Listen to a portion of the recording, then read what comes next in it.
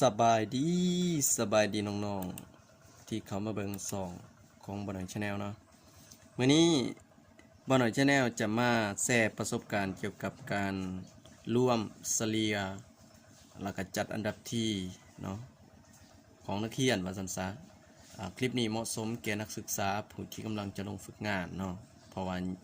สิได้ประสบพบพอกับปัญหานี้หลายขึ้นแต่ว่าป้าหน่อยก็สินำเสนอว่าเป็นสเต็ปเอาเป็นขั้นตอนเอาเนาะก่อนอื่นเฮาก็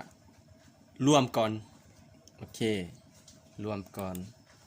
น้องๆสามารถนำไปปฏิบัติได้เลยเนาะรวมนี้ให้น้องๆคลิกปุ่มเครื่องหมายเท่า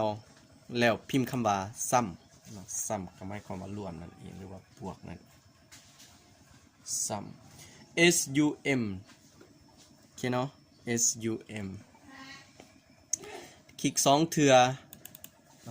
เฮามีจักวีซ่าเฮากะลากเลยตั้งแต่วีซ่าที่เฮามีเนาะคือบ่น้อยนี่มีตั้งแต่ภาษาลาวก็แสดงเฮาลากตั้งแต่บล็อกภาษาลาวนี้ฮอดบล็อกวีซ่าตัวสุดท้ายหลังจากนั้นเฮาก็ใส่เครื่องหมายวงเล็บให้มันเนาะโอเคเนาะแล้ว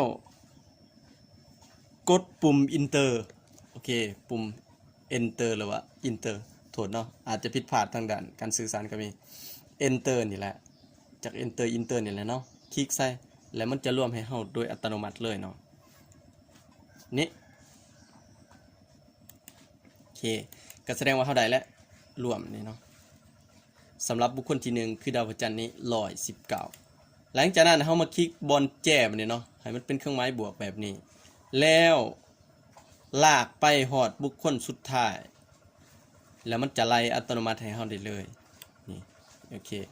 ก็แสดงว่าคะแนนของทุกคนนี่มันจะบวกให้เฮาได้เลยนะนี่มันอัตโนมัติให้เลยเนาะ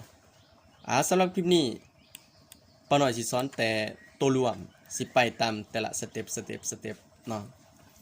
ฝากน้องๆผู้ที่สนใจเกี่ยวกับการรวมเฉลี่ยจัดอันดับที่นี้สามารถเข้าไปเบิ่งคลิปของบ่น้อยได้ในแต่ละคลิปเนาะอาจจะสอนบ่ละเอียดเนาะบ่ถึกตามหลักการปานใดดอกแต่ว่ามันก็เป็นแนวทางหนึ่งสำหรับผู้ที่กำลังประสบพบปัญหาเกี่ยวกับตัวนี้เนาะรวมสำหรับรวมนี่ก็สิง่ายเฉลี่ยนี่ก็สิง่ายแต่ว่ามันสิยากบนจัดอันดับที่นี้ขอบอกขอบใจสำหรับน้องๆผู้ที่เข้ามาเบิ่งเด้อขอบใจหลายๆ